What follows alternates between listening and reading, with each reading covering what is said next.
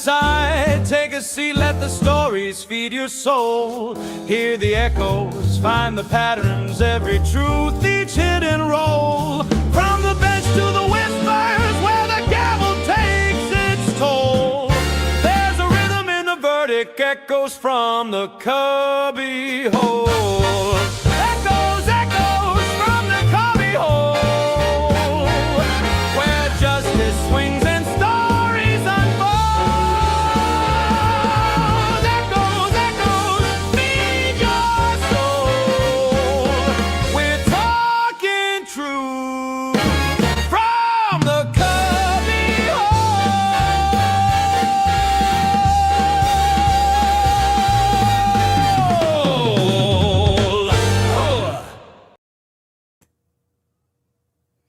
Welcome everyone back to your favorite cubbyhole on the internet. We're not going on camera today because really I need to get going someplace else.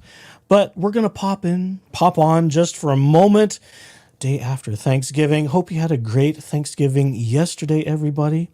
It was nice and quiet here. We ate some good stuff.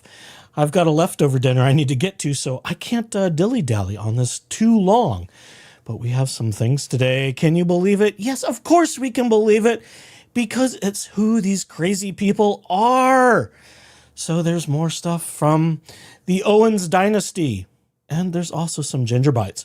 So let's start with the latest, the latest crap, the latest shit show from the family Owens.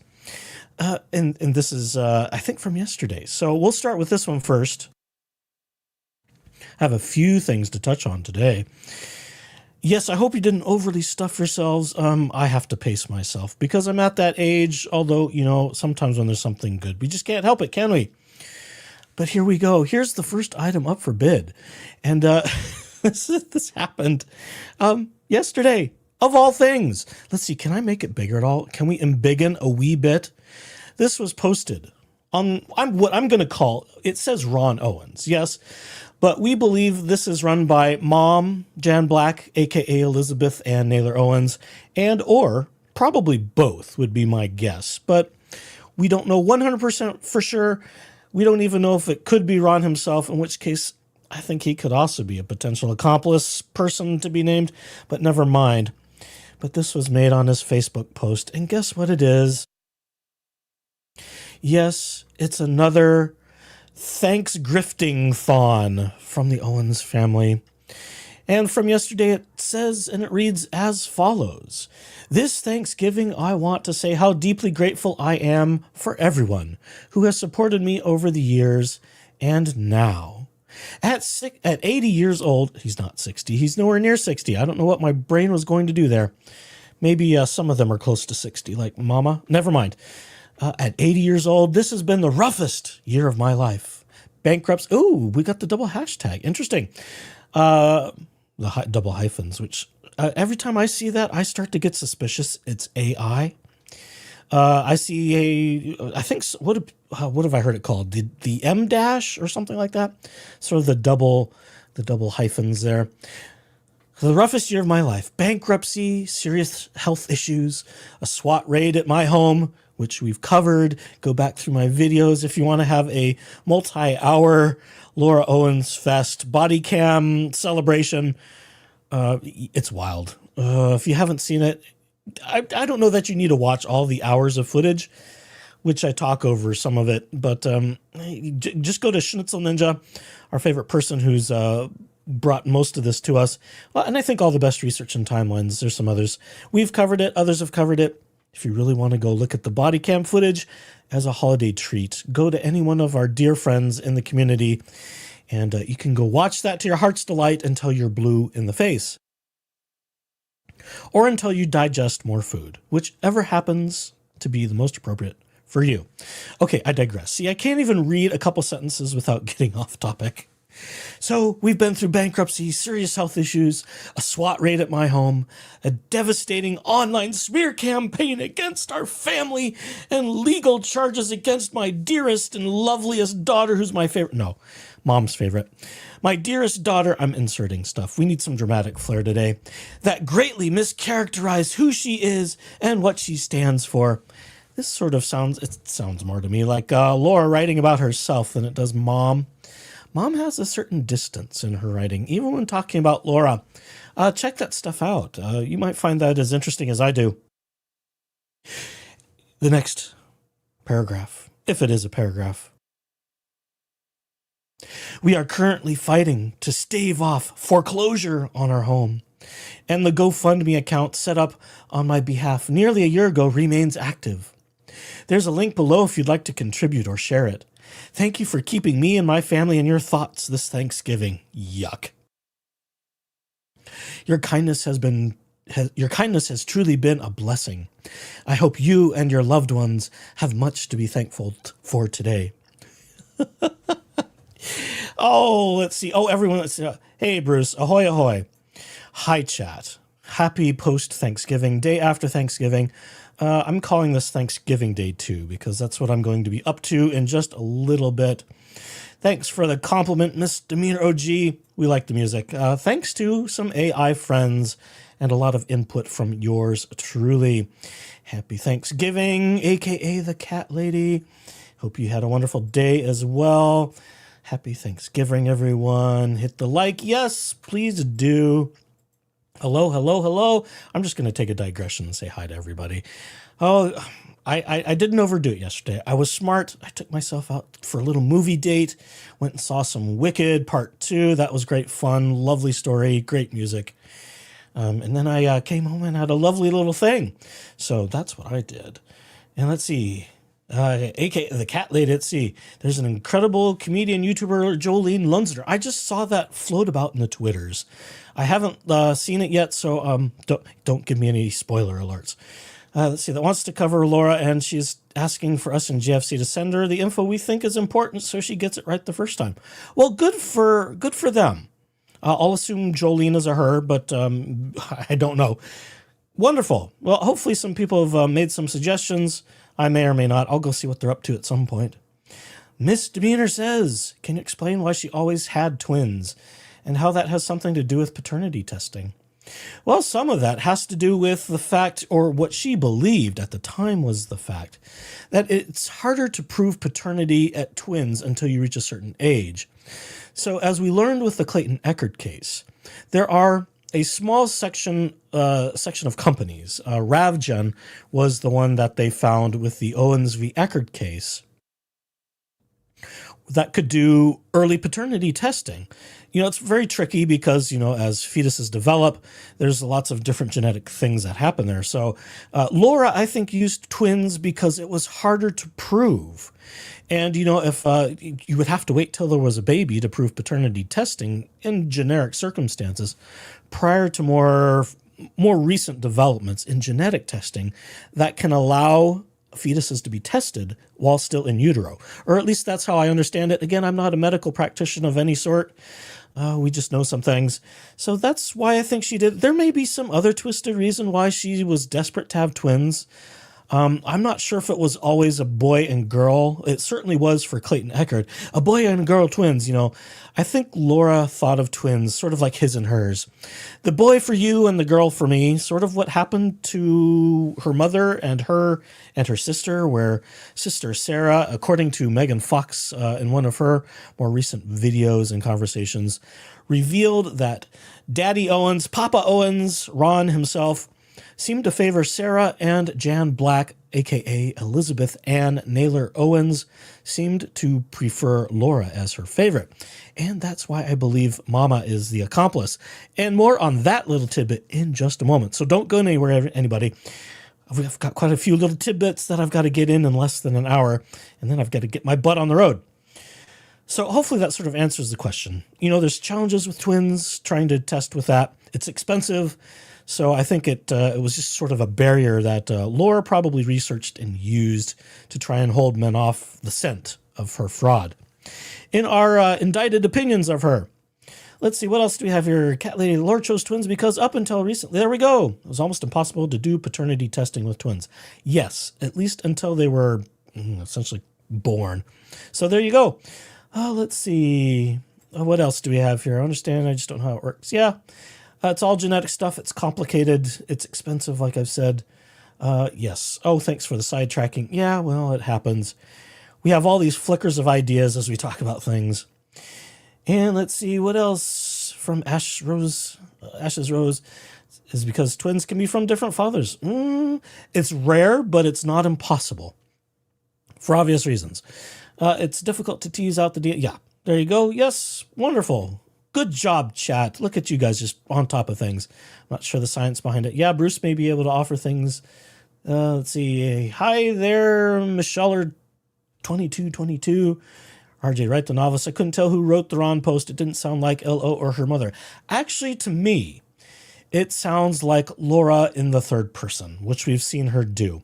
She's probably gotten a little bit wiser since Jack Fox of Never a Truer Word has come on the scene, and she's might be a little bit more mindful to workshopping via some AI to try and remove some of the tells that Laura would often let slip. So I think, and that's why I sort of said the double hashtags there. And I think some people call it the M dash. I'm not sure. I'm not familiar with that terminology. So let's see. What else is that? Oh, we're mostly caught up with chat. So that's that. Yes. They've only raised a few $100s since this Griftathon post went up yesterday. Justice for Clayton Official on Instagram has been bringing us all the latest updates there. And speaking of which, I'm going to switch it over there because there's a little tete-a-tete. Oh, why didn't you switch, StreamYard? You silly thing. It just crashed the screen. I wanted it to switch tabs, not close it. That was just not nice at all. Okay, let's try this again. Take 2 on that. Add. There it is. So Justice for Clayton Official has been busy this Thanksgiving holiday weekend, posting stuff about the latest developments in the case. If you don't follow Justice for Clayton Official, it's very entertaining. I'll give you that. And this is one of those things this was a comment on the Facebook post for Ron Owens, where a Steve Olsh says, Ron, you are the highest paid talk show in the Bay Area. What happened? And then someone named Leslie Widener says, Steve Olsh Googled or YouTubed the other side of the story. It's not medical issues. And then someone at the bottom, Corey E. Levitan, says, are we sure this isn't a scam using Ron's name? Well, supposedly it's someone in the household. I think we can, does it really matter? They could all be indicted for fraud for all we know. That's just an opinion. It's not a statement of fact, nor is it an official declaration of where the case may be going. But it's not impossible. Almost everyone in the house seems to be in on it, and maybe even Sister Sarah. We don't know for sure. She's been rather quiet. So there's also that little problem. But there's been lots of little things. Of course, David's been posting, so we've got some GingerBites coming up in just a second. But I wanted to share this lovely little moment. Megan Fox posted more of stuff she was working on after her trip to San Francisco, the first go-around with Owens v. Maricini. I will not be playing the whole thing, but be sure and go give Megan Fox some clicks and likes. I meant to include her show tab in this live, but I was moving so fast. I wanted to get this in and started at 3 o'clock. So I forgot to include Megan's link. Sorry, Megan. I'll do better. I'll try. But you can find Megan. So let me share this tab. There we go. This comes from just a few hours ago, and it's a very recent release from Megan. It's more discussion about the indictments, the additional indictments. But what I picked up on, other than the obvious, oh, let's see. I'm seeing more in the chat. More in the chat. It's unclear if Laura is infertile or not. People have speculated based on the things she said to have had. Yes, well, everything from, was it PCOS to ectopic pregnancies, and she's manufactured all kinds of conditions. Whether or not the truth is among those is beyond us. To steal a partial phrase from some Harry Potter, if you know who that's from, you get a gold star for the day. That's not revealing my age, that's doubling my age. But here we go. So this is a great little tidbit about some of Mike's more personal experience with what is believed to be the medical fraud of Laura Owens. So this is a great little tidbit from Megan Fox in her interview with Mike Maricini. So let's see. Hopefully I've hit all the right buttons and sound plays. So just listen to what Mike shares about an experience he had with Laura and Mother Owens.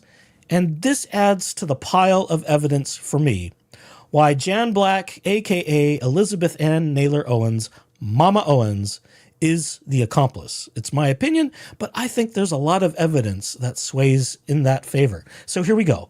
I'll tell this because I was telling my attorneys the story of when she had, ovarian cancer and she had her ovary removed. And I remember going over to her place and, she's telling me like, hey, you have to come over here. You promised me you'd spend time with me. And I remember going over there. Her mom was there and her mom has her ice packs and she's got her ice packs on, Laura's abdomen area, saying that, oh, she had surgery and she's doing really well and she's got an ice pack on her head. But like I was being played from every angle. Like the manipulation was just top of the line coming from everybody. And then she would get my family involved in it and say, hey, your son isn't over here enough. Why, can you talk to him about, coming around more and doing these things? And so she was, pitting my family against me. But going back to the main story of going over to her place and her mom's there with ice packs, like I asked, I was like, well, why do you not have an incision, from having your ovary removed and being a dumb, 28-year-old? She said, oh, they went in through, my China. Let's just put it that way. And oh my God, no, she did not. I swear. And I, at the time, thought to myself, I don't know anything about this. I'm not going to press her about this, but I mean, her mom's here with an ice pack. I'm going to just believe her. And so again, goes back to the main point of, I don't think I could have done anything to change it, just seeing what happened with the other guys. But I used to think about it all the time. Well, so there's a little sample of a story from Mike and his time suffering with Laura and Mom at the same time. And they tried to sell the story as Laura not having an incision from alleged ovarian cancer because they went in through where, as Mike says, my China, which figure out the phonetics, right? That's not what they would do. Now, again, I'm not a practicing medical person of any kind. I do have access to a number of them, and I know from other stories of things I've been told, that's not how they would deal with ovarian cancer. Not at all. So obviously, as we know, it's a bullshit story made up by Laura Owens for the sake of entrapping Mike Maricini, and her mother with ice packs was in on it. So again, I think Mama's the accomplice. And there's not yet enough to sway me any differently at this point in time. So there's also that whole thing too. All right, so let's see. Next up for bid. Oh my goodness, it's just so much today. So much. So now, okay, yes, that's what I should do. Let me give you a little transition. We've got some GingerBites today, or GingerBite, maybe singular. Yes, Dingus the douche canoe. The fucking douche canoe. Has been busy, and he posted freshly, so we've got to keep our GingerBites fresh, otherwise they lose a little bit of snap. So let me, if you haven't heard the song yet, here's the song as I change all the stuff around, and we will get to our GingerBites in just a second. Enjoy, and I'll be back with you at the end of this little trailer. Oh, whoa, way, whoa, way, oh, way, oh, way, oh, way. Saturday coffee's gone cold in the cup. Hop, hi, hop, hi. Swore this post would be short, yeah, psych. Buckle up, hop, hi, hi. Storm clouds are brewing, the emojis descend. Darkening skies over drama that never quite ends. Tangents on tangents, the clauses ignite. Welcome to GingerBites, grab a chair, it's all night. GingerBites, snapping jaws of pure prose. GingerBites, where the short story grows from the blog to the bar, it's a verbal fight. GingerBites, baby, wrong, but it's right. Hey, GingerBites, doing the fat of the law tonight. Ellipses are crawling like ants on the page. Subpoenas in waiting if Jinko's on stage. One more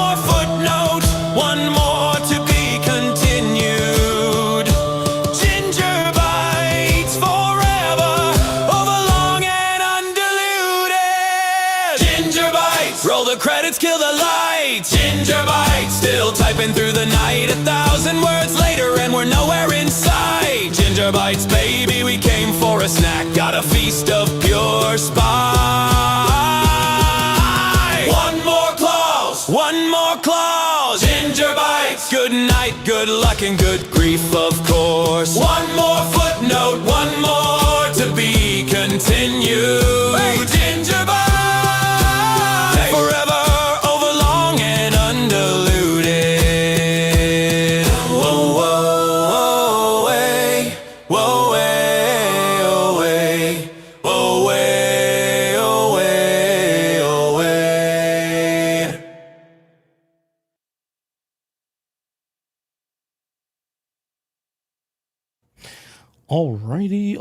Alrighty. Let's see. Let's go back to here as we bring this up to the stage. So here's your GingerBites for today, fresh off the oven cookie sheet. And it is from today, as a matter of fact. Quite literally today, from the 28th, which, last I checked, is still today. Although, depending on your time zone, it could be tomorrow sooner than today, but, that's just the way the world spins. There we go. So we have the latest GingerBites today, and this is from our favorite AI. This is our favorite AI distillation and condensation and reduction and concentration of David S. Gingras, Esquire, and his nonsensical whining and complaining and finger pointing and bullying and all sorts of icky, immature things, because that's what he does. And we do this and we distill it down through AI technology so you don't have to, and you don't have to suffer and read through all of his lengthy stuff. It's just too much.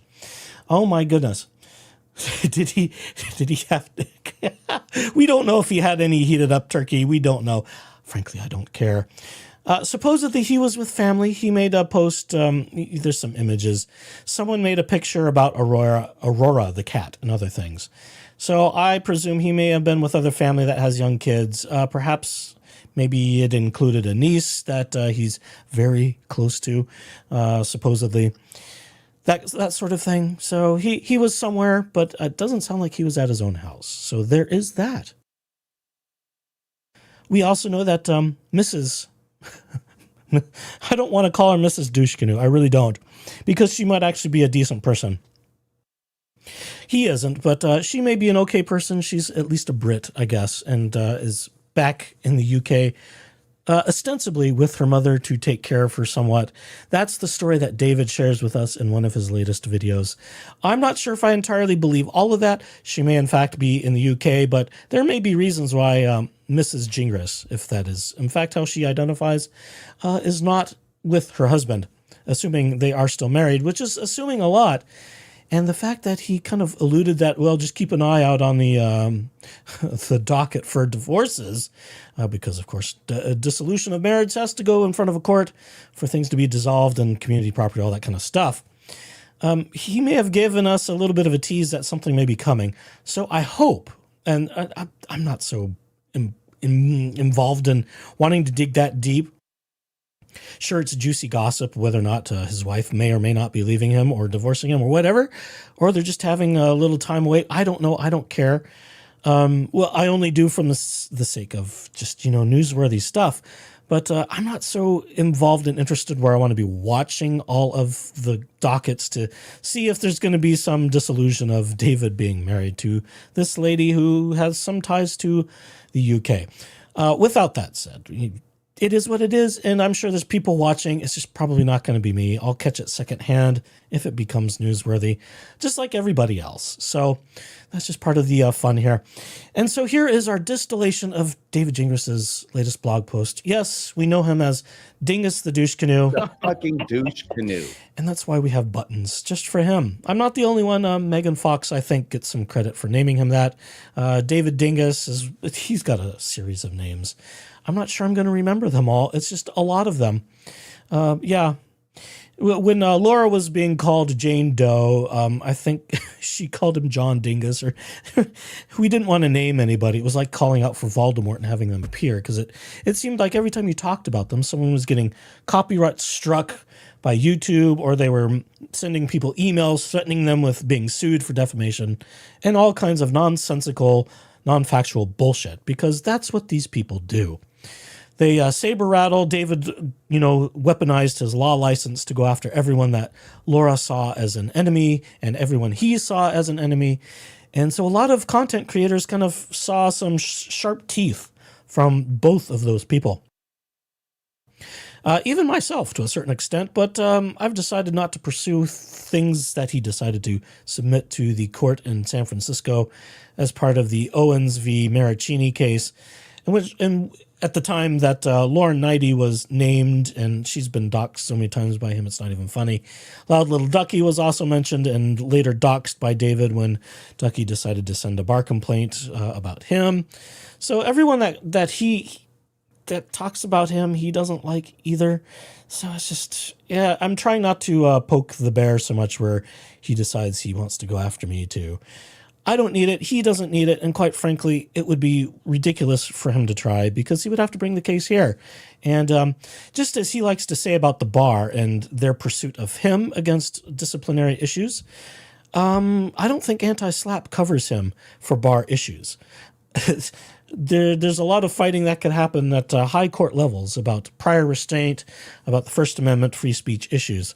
But lawyers and their cases and how they behave, they're held to a higher standard. That's why there are ethics rules, and that's why there are things with bar organizations and all of that sort of thing, where if someone violates it, they can yank your ability to practice. They can yank your license. So that's what David's facing, but he gets pretty testy about it. And, I just want to report on it. I don't want to engage with the guy. I have no interest in hearing from him. And even if he tried, I would block him. And if he kept coming after me, I'd probably sue him for harassment. So that's just how I intend to deal with people like him. But we choose not to just inflame things. I know some people like to comment on his videos and on his tweets and on his blogs and whatever he's got out at the time. I'm not one of them. I just want to talk about it and present it as information, because this case, anything involving the Owens family, and in particular Laura Owens, including him, because he's sort of been the last major attorney to work on the case, next to Laura's criminal attorney, Josh Colesrud law offices, and staff who have recently withdrawn from Laura's criminal case. David Gingras was the last one to be heavily involved in her representation, if you want to call it that, as well as being her PR agent and going after everybody that said mean things or even true things about the cases or anyone. So David's just, a cog in the machine, but he likes to be a cog himself. Okay, anyhow, is that enough digression? Back to GingerBites. So this is the summary of David's most recent blog posting. It's part 3 of 6. I'm not sure what he's planning for the other 3 parts, other than he's just going through the 6 charges, or the 6 filings against him to the bar. I suppose it's 6 cases, it's 6 file numbers to the Arizona bar, and that's what he's looking at. So that's probably why he's picking it apart this way. So we've got at least 3 more GingerBites coming our way if he holds true to form. So this is the distillation of that. Again, we have every right to have AI summarize it and talk about it. It is a story of public interest, as is him as still a member in good standing with the Arizona bar, but one who is being investigated for misconduct, one who has had a vote taken by the disciplinary council in a 7-0 vote to move forward with the report and filings of misconduct against David Gingras. So we have every right to talk about what he posts, and we have every right to distill it down and to share that with you. And he can saber rattle as much as he wants. It's not going to make any difference. It's fair use. It's publicly posted. This is a distillation. This is my take on it. So, this is part of my commentary. And he's going to do what he's going to do. And if he does something stupid, we'll respond accordingly. And you will be the first to know publicly. Isn't that great, Chad? If he is so stupid to try and come after me the way he's done, mostly the ladies, with the exception of, I think, Dave Neal. Is Dave the only guy he's gone after more recently, he and Laura? I have to think about that a minute. I'm not 100% sure if they're... I don't think Bruce the Moose has ever seen any of their nonsense. So we'll just hope for the best and just carry on, because that's what I want to do. Oh, someone's saying Omar. Is Omar in the chat? Is Omar in the chat? I didn't see Omar pop in, but I'm not watching it very closely. If Omar's here, hi, Omar.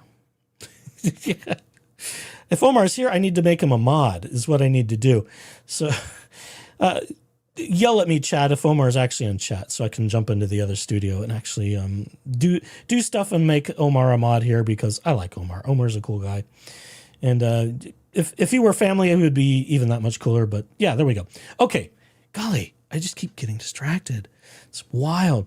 So this is about number 3. You Decide from Gingras Law, Unpacking the Bar's BS, part 3 of 6. Well, we will decide. And, well, actually, my mind is already made up. It really is. I've seen this case from the beginning. I don't need convincing from him, because it's just not going to work. I've seen his behavior. I've seen how he's inappropriately used his bar license. I have seen how he's inappropriately and in poor faith practiced. So my mind is made up. But you, as the listening public, are, of course, entitled to your own views. We are just sharing the information as it is presented to us as we distill it down through AI. And it's your GingerBites. Have I sold the brand yet enough? Hopefully. Here's what the post says. Here we go. The author, a lawyer, David S. Gingras, Esquire, is continuing a series responding to what he calls the bar guy's BS claims. I don't think they're BS. I think the bar has points to make, and they're going to make them. He's already addressed earlier complaints, given file numbers related to allegations from people named Wammack and Deans. Those are people that are named in other complaints against David Gingras. That's why they're named here. And another failing to notify counsel certain documents didn't exist. This post doesn't try to argue any one complaint yet. Instead, the author asks readers to weigh in on which complaint they want him to tackle next.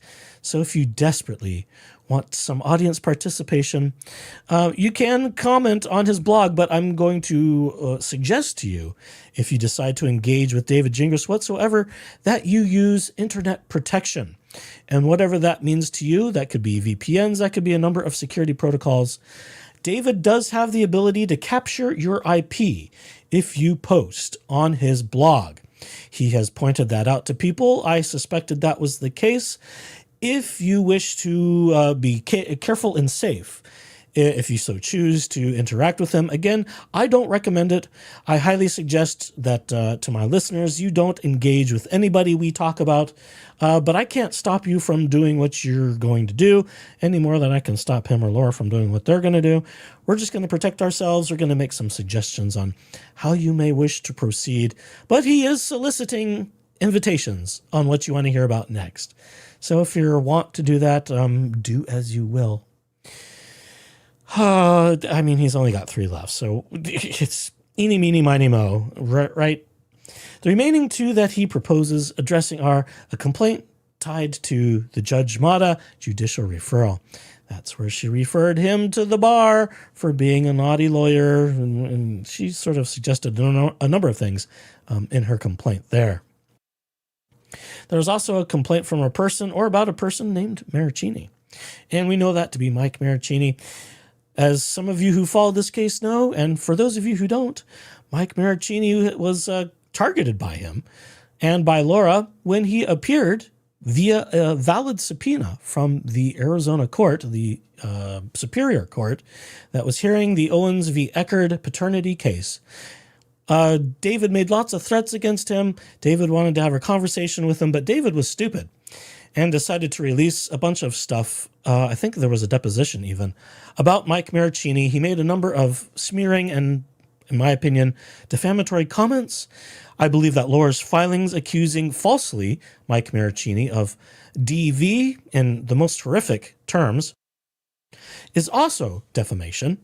So what happened was at Owens v. Eckerd, where Mike was slated to appear as a witness, as a subpoenaed witness, in point of fact, legitimately, David threatened to call the police on him, which he tried to do. And according to David's own words, as I recall, he tried reaching out to 3 different law enforcement agencies to have Mike arrested from the courthouse for quote-unquote violating the restraining order from California. And he's not supposed to be within however many 300 feet of Laura Michelle Owens, the lying fraudulent bitch. So that's what he did. He made phone calls. They declined to come out and do anything because courthouse security was on it. I believe it's the sheriff's department that covers courthouse security. I could be wrong about that. But security was, they knew they had a witness coming in which case there were things. Laura had an active DVRO against Mike. That was all being addressed. They declined to have the sequestration of witnesses. Is that the right word? Sequester? Yes. Yes, they had that option. David declined on it. Both sides declined on it. But David saw it as an opportunity, maybe with Laura's instance. With wanting to get rid of Mike. They just wanted to do something. They wanted to make a flex, and they wanted to try and get Mike arrested. So David tried to call the police. They didn't come, and Mike was allowed to be present, and if there was time, he would have been called as a witness. David likes to point to the fact that he made an interview, again with Megan Fox, where he believed that he wasn't going to be a witness, and that was pretty clear fairly early on before the trial, just because there was only 120 minutes for the entire trial. And Judge Mata ruled a pretty efficient machine there. So they had to streamline what they were going to argue, how they were going to examine and cross-examine. That changed the scope of that hearing. So Mike ended up not testifying, but David thinks it's valid that he could call the police on him because of that, what was an active restraint against him from San Francisco at the time. Again, restraints we believe were fraudulently gained by Laura Owens. So there was all of that, and David thinks that he's in the right, as he often does. So he just kept going on and on about Mike being there illegally and he should have been arrested, and he blames Greg Woodnick for piles of things. And it's just this whole big, it's a whole big shit show that David's right and the rest of the world is wrong. So let's continue on with the other bullet points here in our GingerBite for today.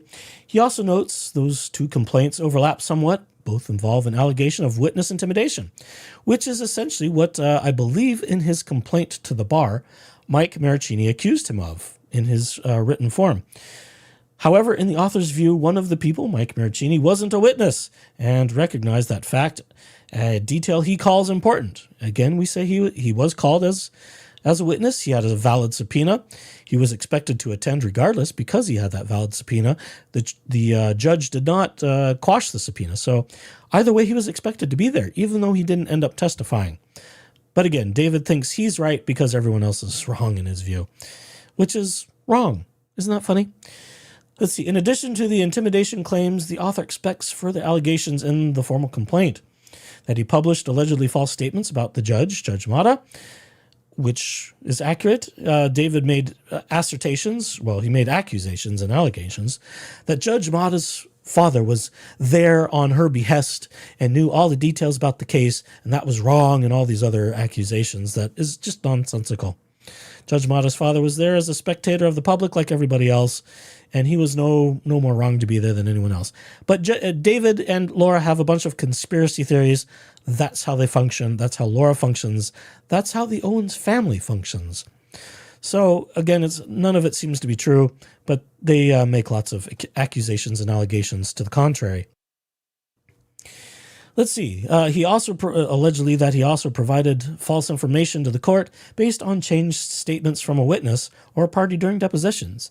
And this is in regard to Laura Owens' deposition, where not only in her deposition did she say she went to Mission Viejo for a Planned Parenthood thing. The Eckerd team, Woodnick Law, found that there was no evidence of Laura Owens ever having been to Planned Parenthood. Laura Owens claimed she was there under an assumed name, which is illegal. You can't get medical care, which that is, under an assumed name. So that was blown out of the water. And while on the witness stand, being cross-examined by Deandra Arena of Woodnick Law, Laura Owens changed her story that she was actually seen in a Los Angeles location. And so, she got thrown against the ropes of being cross-examined, and the story changed, just keep changing.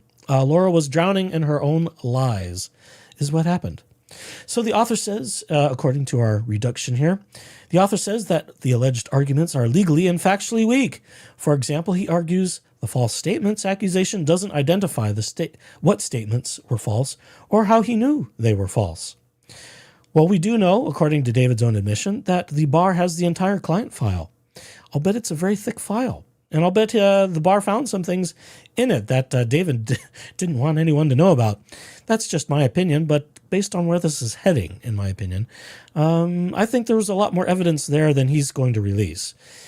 David is, of course, in his own publications, going to do everything he can as the narcissist we believe him to be to make himself look as good as he can in whatever light he is presented.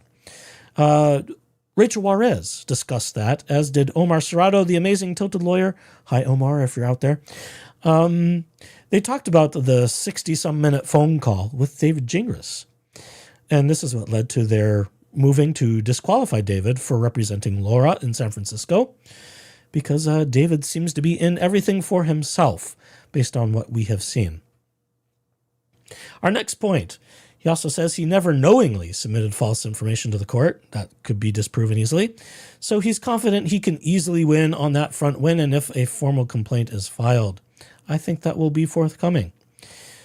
Finally, he's inviting input. He wants to know which of the two remaining complaints his readers think he should address next. The model referral or the Maricini complaint. And again, I don't care. He's going to post them all either way because he can't help himself. That's just the way he operates. All right, let's see what does AI say about what this post is and what the post is not. This post is not a substantive refutation of a particular allegation. The author is not arguing legal points about any one complaint in this post.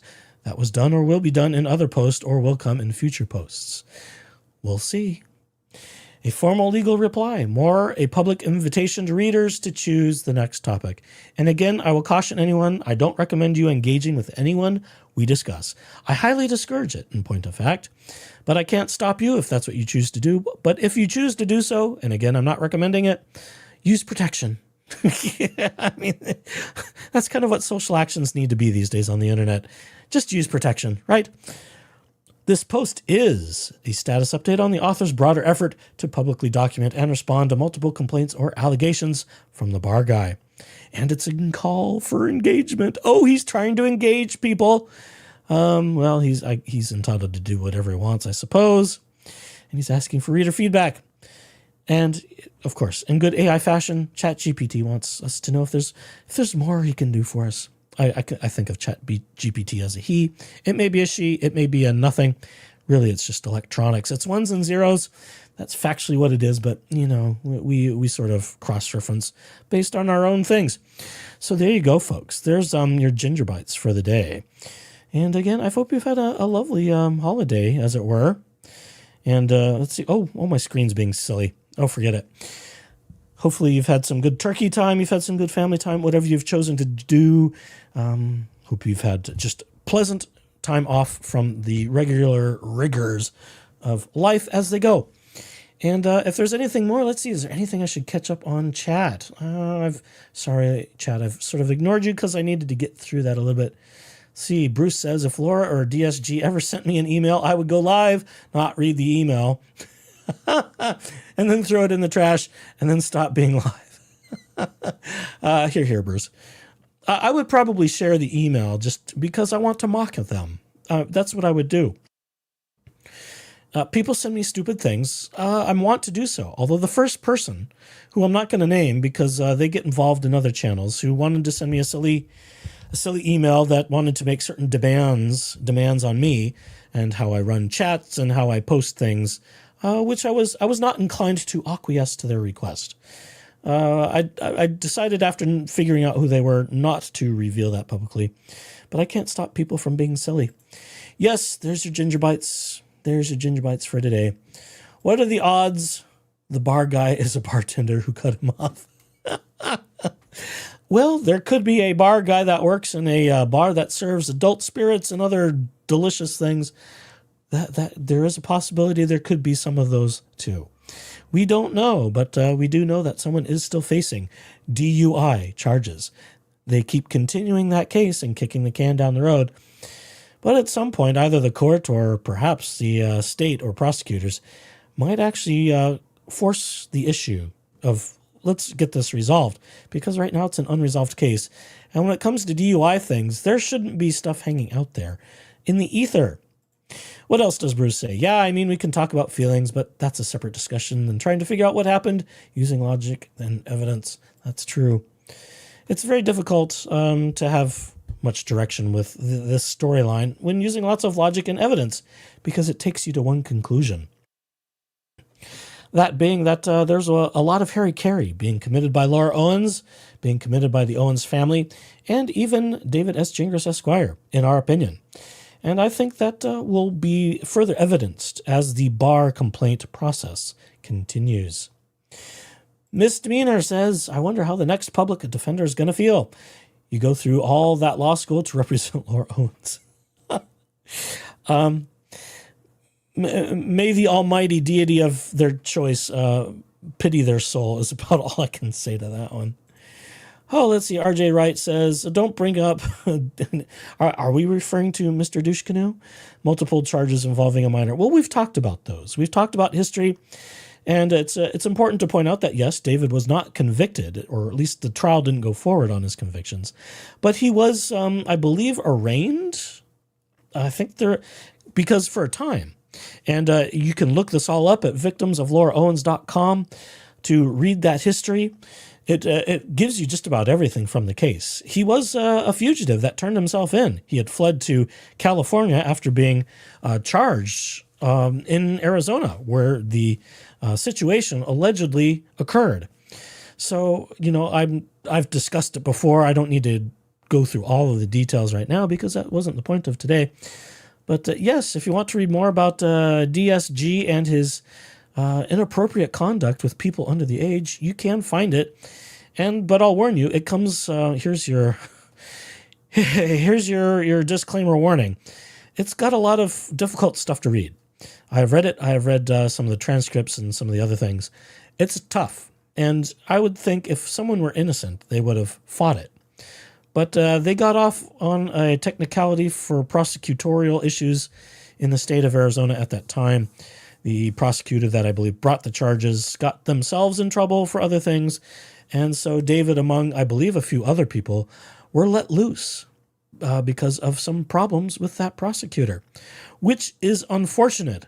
But it also, I don't want to delegitimize the victim of that case, because I believe there was, in fact, a legitimate case from that time. And someone who is now, well, they're younger than I am, but close to their 40s by now, give or take.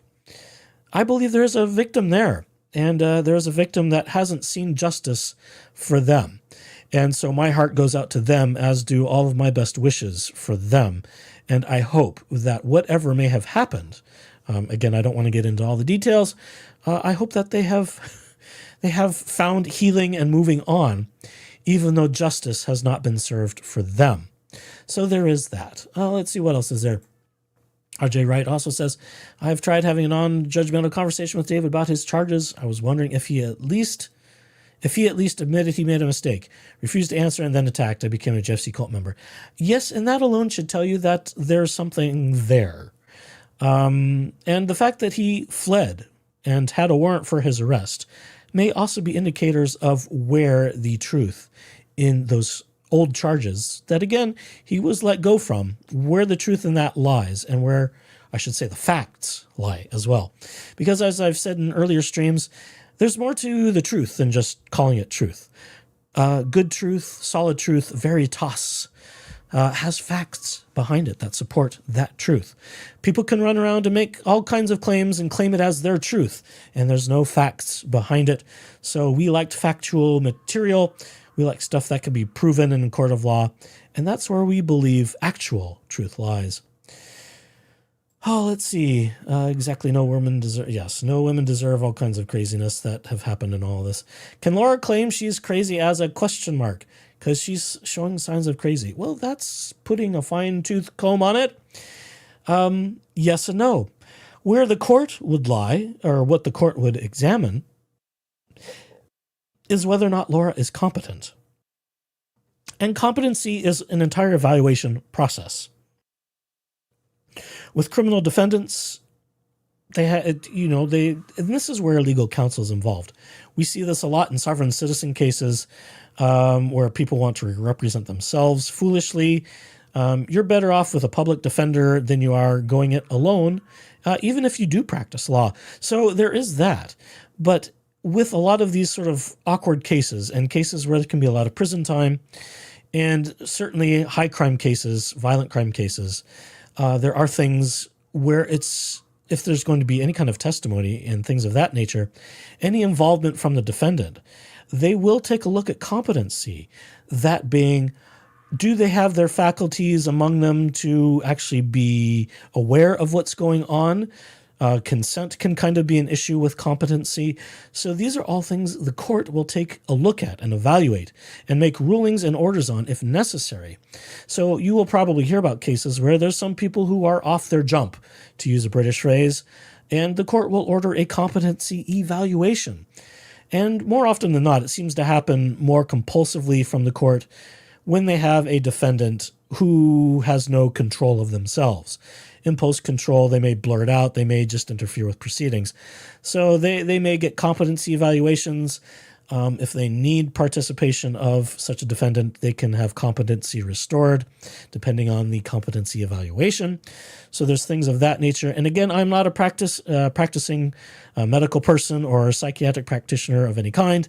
These are just things that I believe I have accurate, or at least within the realm of reasonable accuracy. These are just my views on how things are done based upon what I've seen and people I've discussed some of these issues with. So yes, competency is an important thing, but Laura can't just claim, well, I'm crazy, so let me go. It's not going to happen.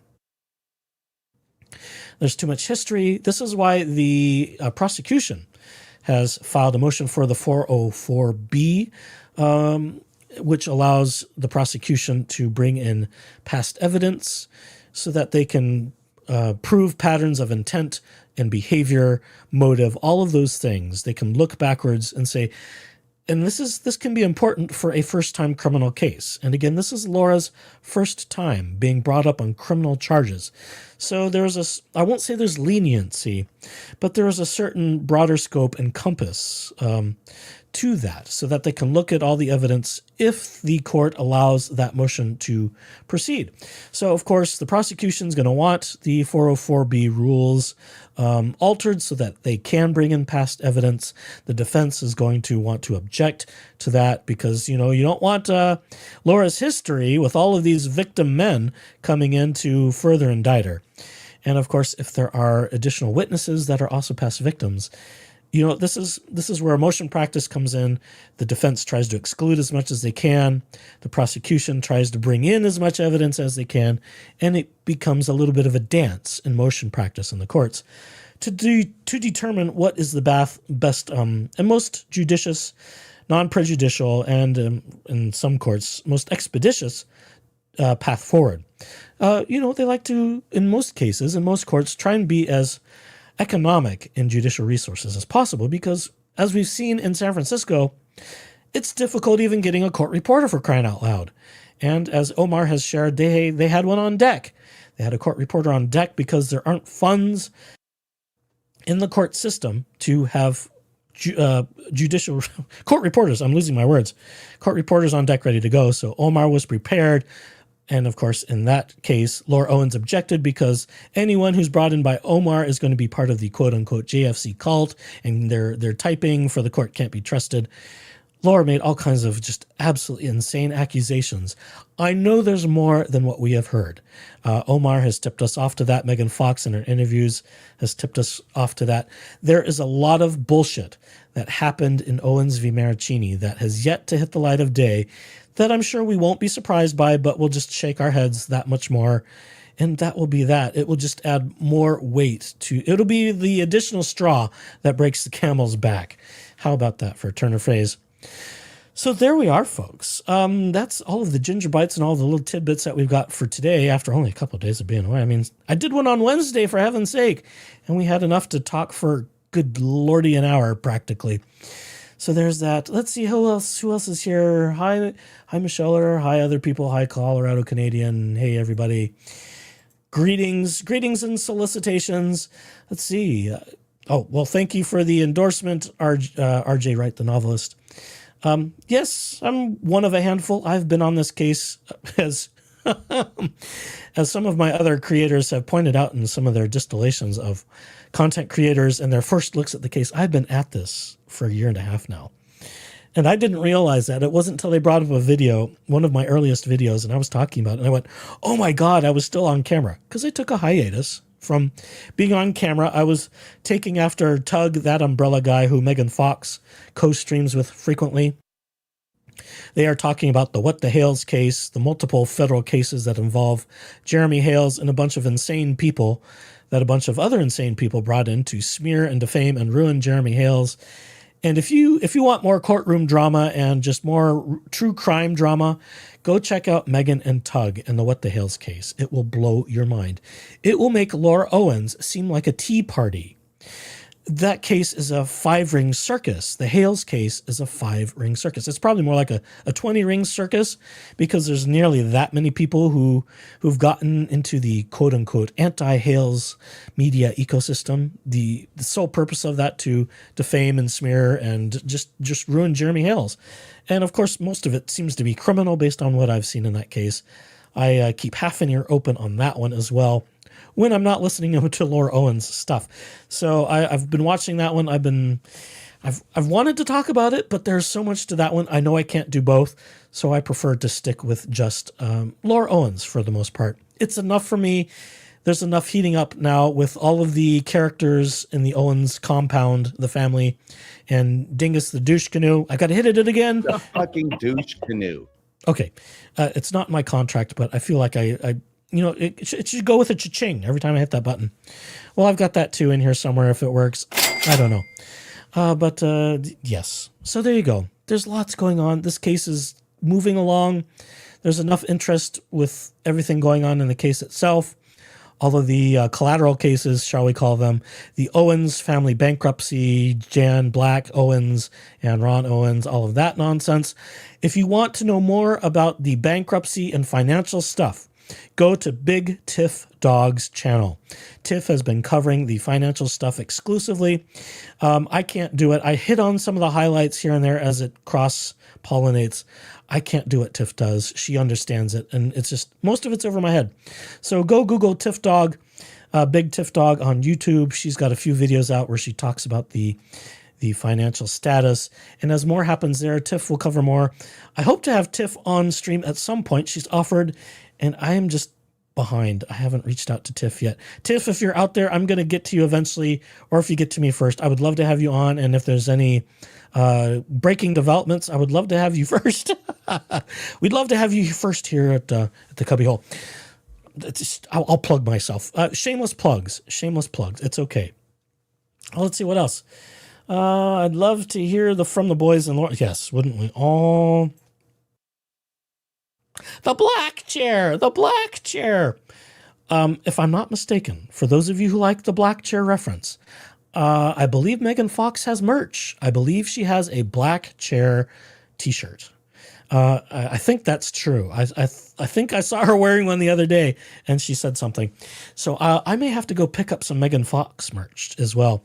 Just about everyone except me has some merch out of some kind. I'm not there yet. We haven't gone over the hump of being able to have a store. I think you have to be at least 1K on YouTube with 1,000 subscribers before you can unlock that feature, if I'm not mistaken. So I don't know if I want to go so far, but who knows? I'm just kind of going along with the flow here, and whatever comes up, and wherever this place goes, it'll go.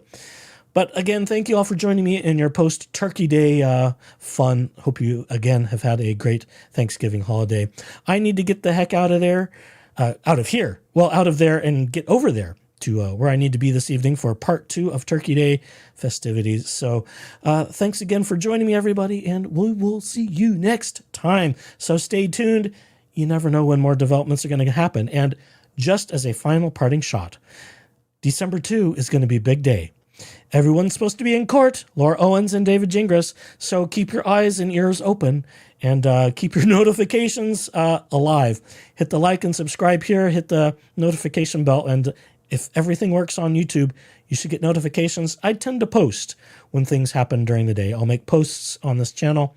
So make sure you have that bell hit and the notifications on, or join our partner co-creators in this space. So again, everybody, have a great rest of your evening, and we'll see you next time. Until then, so long.